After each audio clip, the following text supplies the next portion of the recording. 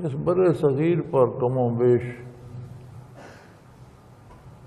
700 سال بلا شرکت غیر اور 250-300 سال خانہ جنگیوں میں لڑتے بڑھتے بھی 1000 سال تک مسلمانوں کا اقتدار رہا۔ اسلامی اقتدار کی وہ تاریخ نبی علیہ الصلوۃ والسلام کا ارشاد عالی ہے، جس کا مفہوم ہے کہ بادشاہ ہوں گے، بادشاہوں میں اچھے بھی ہوں گے، برے بھی ہوں گے۔ سارے اچھے نہیں تھے لیکن بہت اچھے بھی تھے۔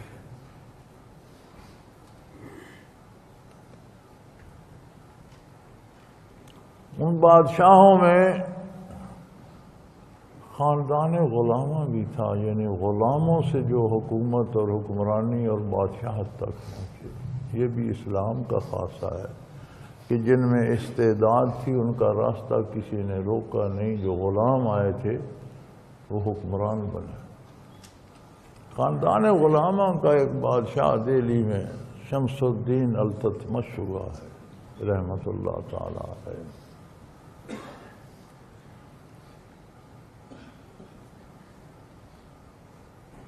ایسا عجیب حکمران تھا، صوفی بھی تھا، اللہ اللہ کرتا تھا۔ خواجہ قطبالدین بختیار کاکی رحمۃ اللہ تعالی علیہ کا مرید و شاگرد تھا۔ خواجہ صاحب کا وصال ہو گیا۔ بوقت وصال انہوں نے وصیت میں یہ لکھوایا کہ میرا جنازہ وہ شخص پڑھائے جس نے غیر مؤکدہ سنتیں بھی نہ چھوڑی۔ 4 سنتیں اثر کے ساتھ غیر مؤکدہ ہیں، 4 اشعار کے ساتھ، جس نے وہ بھی نہ چھوڑی ہوں بغیر عذر شرعی۔ تو پھر جو غیر مؤکدہ سنتیں پڑھتا ہے پھر وہ باقی نماز کہاں چھوڑتا ہے؟ جس نے تہجد بھی نہ چھوڑی ہو، اور تیسری ایسی کڑی شرط لگائی کہ جس نے کبھی بے وضو آسمان نہ دیکھا، یعنی کبھی بغیر وضو کے آپ باہر نہ آیا۔ اب ہوا یہ کہ وہ سارے ہندوستان سے مخلوق جمع ہو گئی، خصوصاً علماء، صوفیاء، اللہ اللہ کرنے والے لوگ، ان کے اپنے شاگرد بے شمار تھے۔ پھر جو شاگرد نہیں تھے، عقیدت مند، تو سارا برِ صغیر تھا۔ بڑا مجمع ہو گیا، جنازے میں صفیں بن گئیں۔ تو اب امامت کون کرے؟ اس وقت وصیت پڑھ کر سنائی گئی کہ یہ شرطیں ہیں 3، غیر مؤکدہ سنتیں بھی نہ چھوڑی ہوں بغیر عذر شرعی، بغیر عذر شرعی تہجد بھی نہ چھوڑے ہوں، اور بلا عذر شرعی کبھی بے وضو آسمان نہ دیکھا۔ بڑے بڑے صوفی کھڑے ہیں، بڑے بڑے متبحر عالم کھڑے ہیں، اب جرت نہیں آگے قدم کون رکھے۔ بالآخر اس شہنشاہ ہند نے یہ کہہ کر قدم بڑھایا کہ حضرت خود تو پردہ فرما گئے اور میرا پردہ کھول گئے،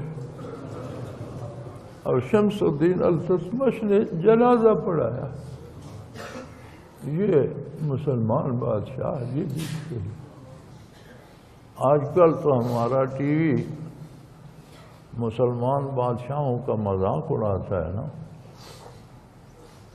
نئی نسل کو بتایا جاتا ہے کہ یہ سارے مسخرے تھے، اور یہ سارے بے دین اور بدکار تھے، اور یہ سارے عیاش تھے۔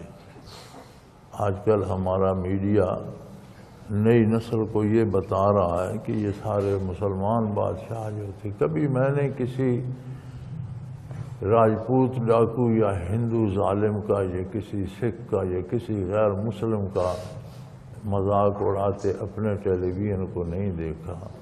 مسلمان بادشاہوں کا مذاق اڑایا جاتا ہے اور ساری قوم دیکھتی ہے، اور افسوس مجھے اس بات کا ہوتا ہے کہ کسی کو دکھ نہیں ہوتا، سب انجوائے کرتے۔ کوئی ایسا نہیں جو انہیں یہ کہہ دے کہ یہ کیا کر رہے ہیں۔ لیکن اس پائے کے لوگ بھی تھے، میں کچھ ایسے بھی تھے جن سے غلطیاں بھی ہوئیں، وہ تو حضور کا ارشاد ہے۔ بادشاہ ایک عام آدمی اپنے آپ کو نہیں سنبھال سکتا، جس کے پاس بادشاہت ہو وہ سنبھال لے تو ولی اللہ ہے۔ ایسے بھی بادشاہ ہوئے ہیں اسی برے صغیر میں، ساری سلطنت کے مالک اپنی روٹی مزدوری کر کے کھاتے، ٹوپیاں سیتے، قرآن مجید کی کتابت کرتے، چوری سے بازار میں کسی کو یہ نہ پتہ چلے کہ یہ بادشاہ کی چیز ہے۔ جو چند سکے آتے وہ اورنگزیب عالمگیر کسی وزیر سے بہت خوش ہوئے اور اسے کہا میں تجھے اپنے ذاتی کھانے سے بھیجوں گا، خان بھیجوں گا اپنے ذاتی۔ تو جب اس کے پاس گئی تو بیسن کی آدھی روٹی تھی۔